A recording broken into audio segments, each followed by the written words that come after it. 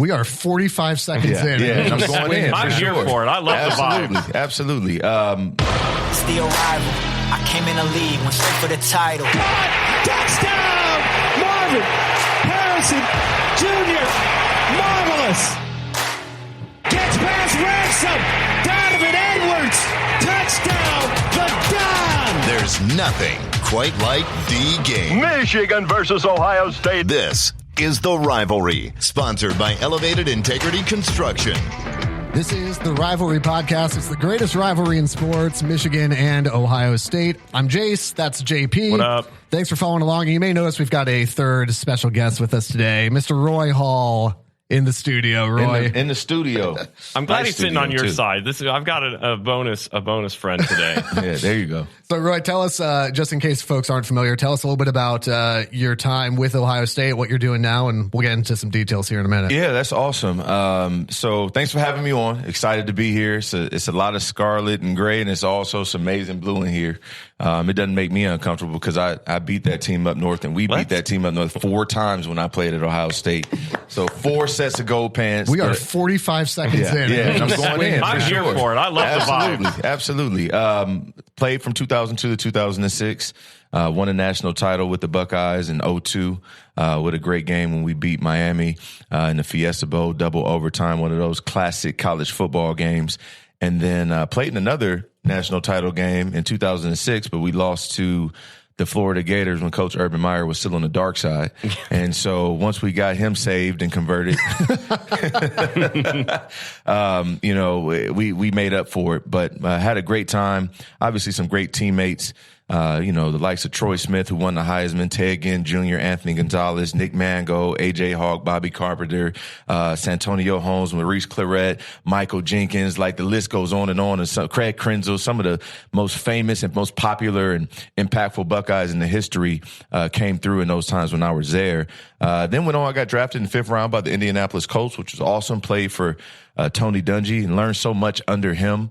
Faith-filled man who really showed you how to lead men with egos, lead multimillionaires without raising his voice, without cursing, without profanity, and just doing it the right way and with integrity. And so it was a blast played in the league for 4 years, and injuries kind of cut every year and cut my career short. And so it's a lot of testimonies that kind of go with that. But started my Driven Foundation my first year. And we've been rocking and rolling for 14 years now, making a difference in the community, providing basic human needs to families to combat poverty. So over the last 15 years, we've been able to distribute 1.5 million pounds of free food to over 10,000 Central Ohio families. And so every December, when everyone goes on break, people forget that a lot of these kids and students that we work with, they're on free lunches. And so that 10 days or 11 days that they're off of school during winter break, we position our food outreach in that gap so that we can make sure those kids still eat and those families still eat. So it's awesome. And that's just what I've been doing, serving through the Driven Foundation. And then also I travel around the country speaking and doing motivational speaking and things. And it's been awesome to be able to get into the corporate space and really motivate and push people to be the best versions of themselves and the best leaders that they can be. And, it's kind of like coach talk, motivational speeches, pregame speeches, get them fired up, but also to present some perspective on life itself. So it's been awesome. Everything that I do is about making a difference and leaving my mark on people and through my serving and through working and speaking. It's been absolutely awesome. A dream come true would be an understatement. And also on the podcast side, president of the Rivers Board as well. Yeah. This is kind of a big deal around here too. There's that piece. Before we dive more into the football side of this, because I think this is really important. You're obviously so passionate about your organization with Driven. Sure. Tell me a little bit about why that became such a passion for you and how your faith plays into that. And you kind of touched on that a little bit already. Sure. But. No, you're absolutely right. It really, the basis of the Driven Foundation is understanding how to use your platform for a purpose. And so all of us have our respective jobs or things that we do to make a living.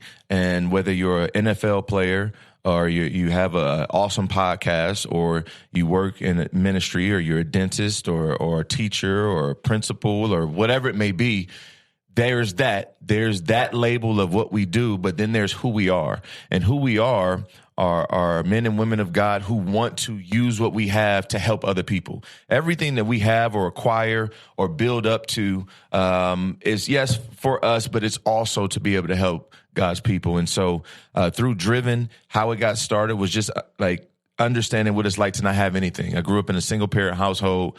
My mom raised my sister and I alone. And my dad had some challenges with substance abuse. And so domestic violence looked a lot different in 89, 90, and 91, where a lot of people weren't necessarily, I don't want to say they weren't caring, it just wasn't as imperative to get families and people out of terrible situations. And so I grew up in a lot of trauma.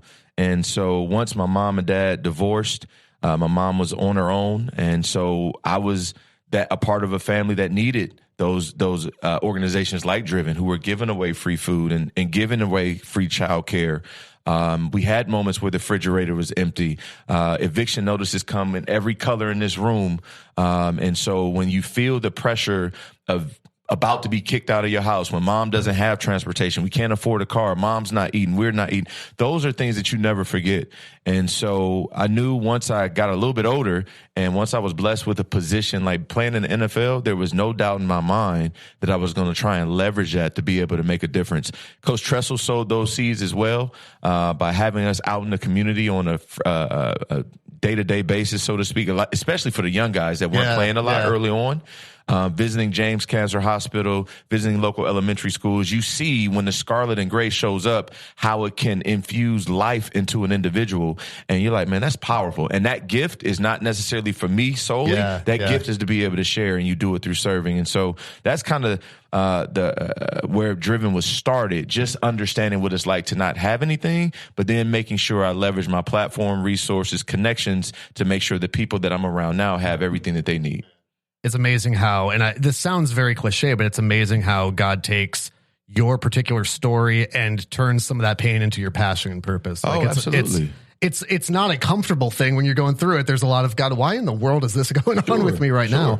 But to be able to look back and go, you know what, though, that prepared me for what God had for me is an amazing thing. That's always the case. That's why I don't believe in bad days. There are good days and there are hard days, right? And on those hard days and on those tough days, that's when your character is being molded and built for what's to come later.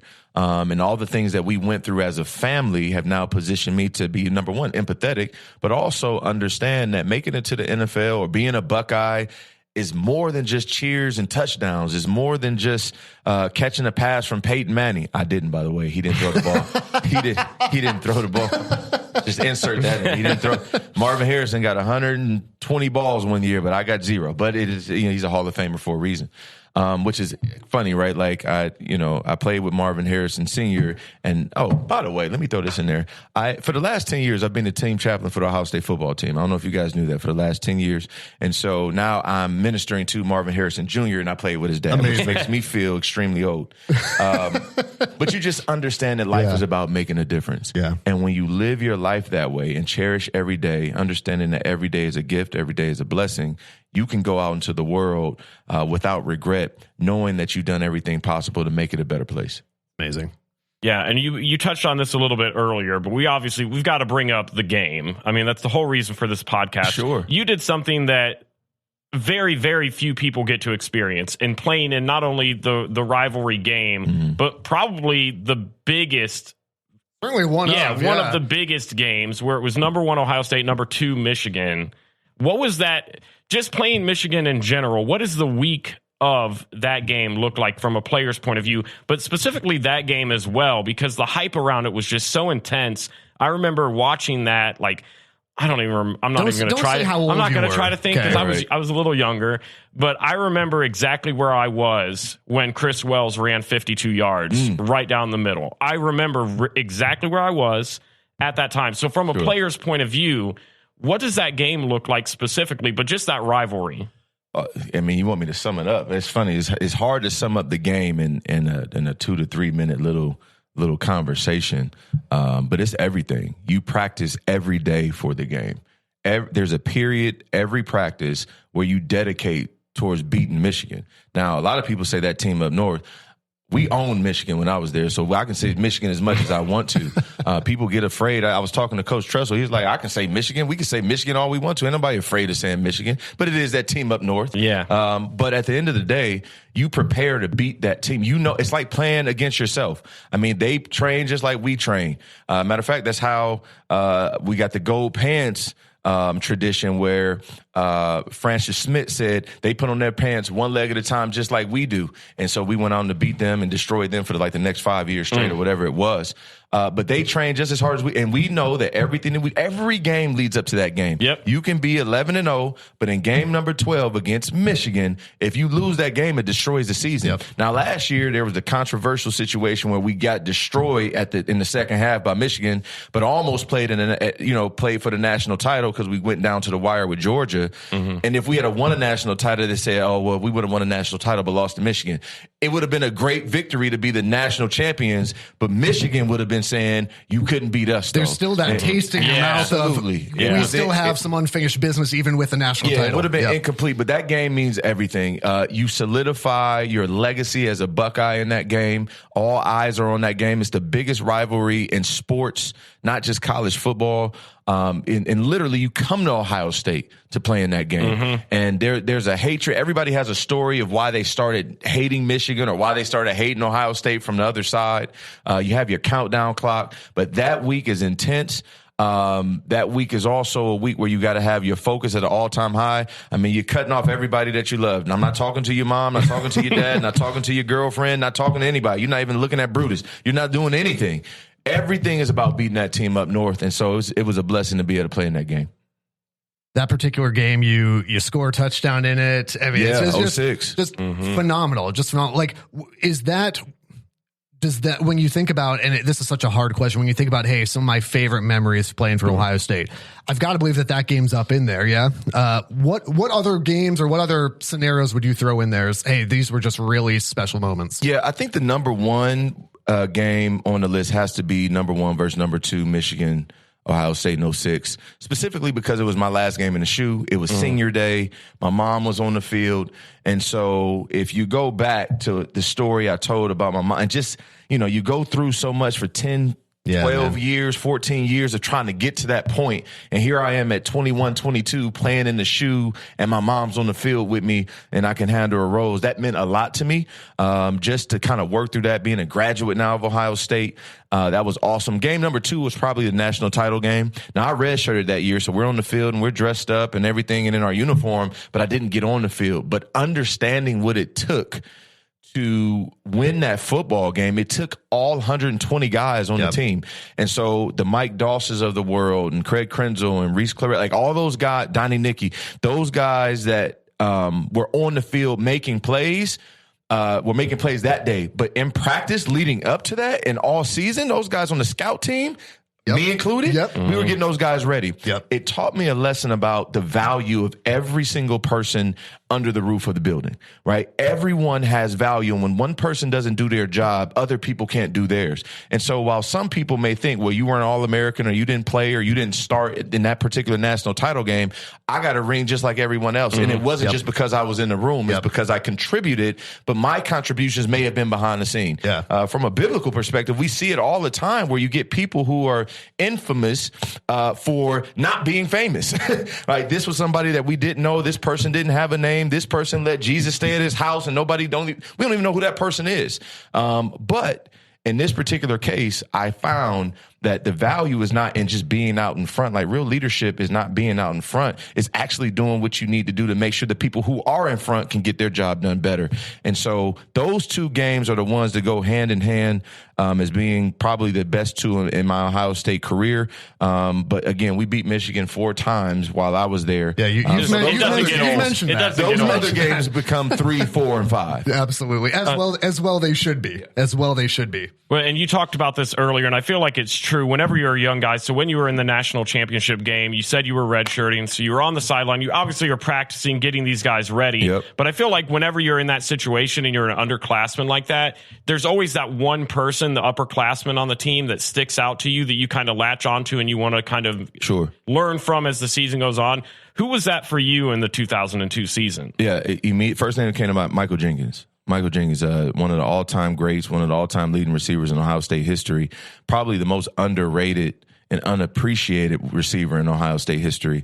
We have that recency bias, and I love all my guys: Garrett Wilson, Chris Olave, Paris Campbell, Jackson Smith and Jigba. These guys have had great seasons, but when they start talking about Mount Rushmores of Ohio State receivers, you can't look too far past Michael Jenkins, and he was a guy that was more than willing to offer up as much information as he possibly could to us young guys. Now, remember, the scout team for the 02 championship team offensively, you had Santonio Holmes at one receiver. Yeah, not bad. I was at another receiver, and Troy Smith and Justin Zwick were our quarterbacks, right? So we had some guys that can go and that could play. The scout team that could beat a few starting lineups. There you go. So, we had some guys that can do some things, but having a great mentor and leader in Michael Jenkins really helped progress us going into the next year and the years to follow on what it takes to be successful at a high level, specifically from a position group standpoint. Mike did a great job. What I love most about his leadership and just and another principle is just leadership is more about completion than competition. And so Michael Jenkins never looked at us like, hey, you're coming for our spot or you're coming for my spot.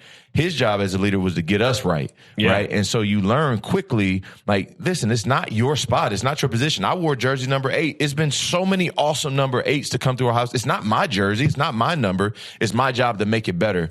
And he served us well by getting us ready. And Michael Jenkins is that guy that stands out immediately.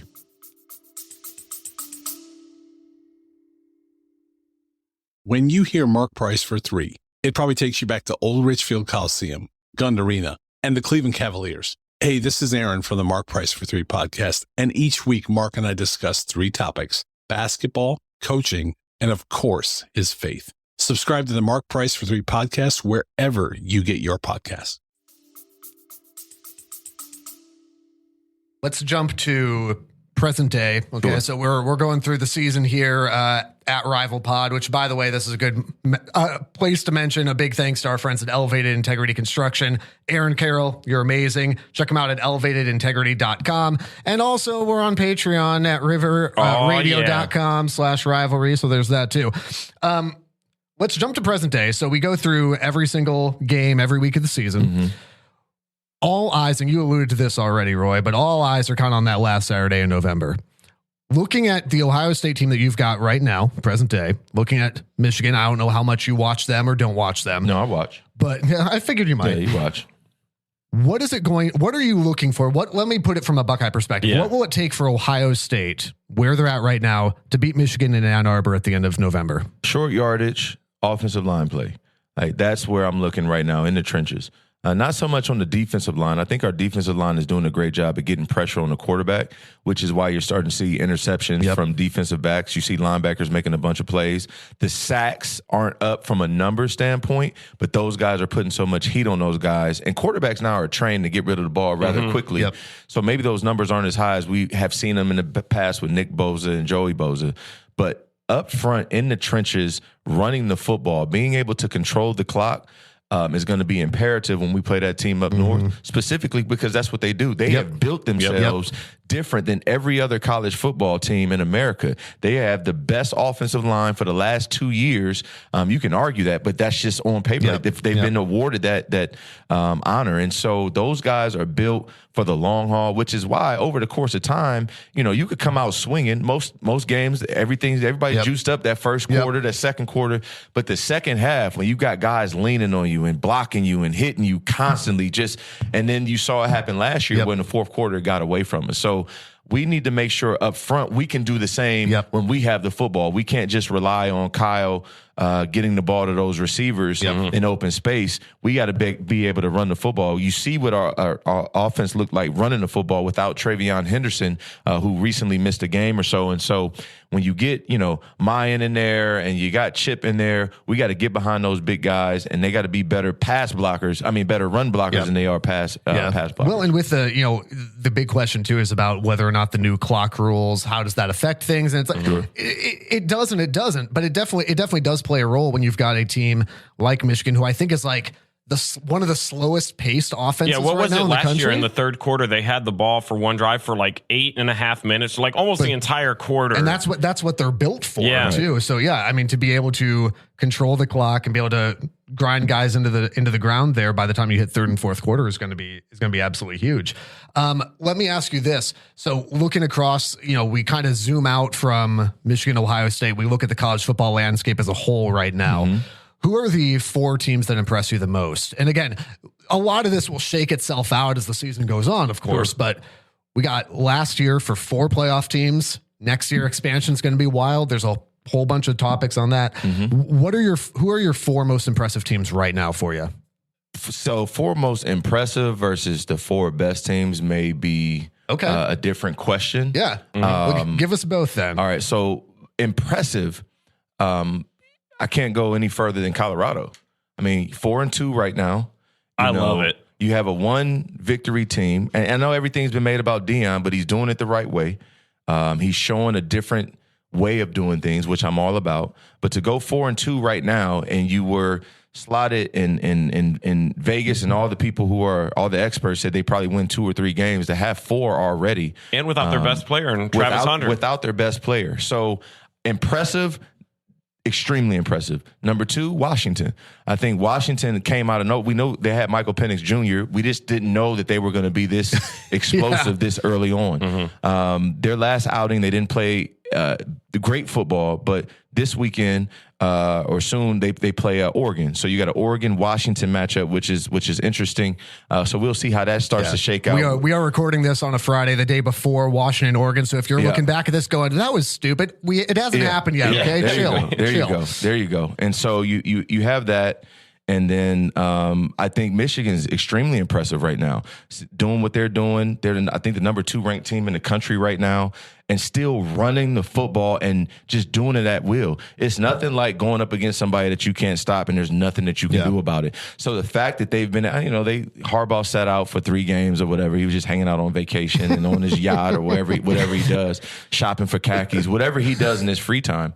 But they came together and rallied together and got some experience for those younger coaches, those assistant coaches, to be able to do some things. So that's going to come in handy later down the road as well.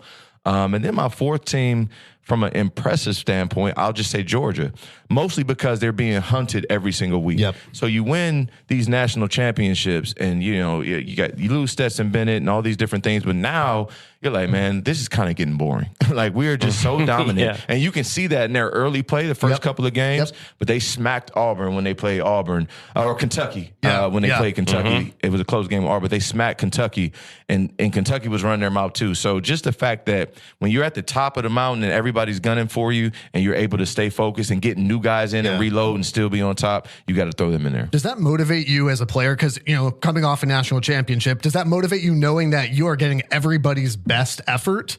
Or does it get a little bit, it's kind of, can be a little bit tough to motivate sometimes? I don't know if it motivates you as much as it does, it hones in your focus.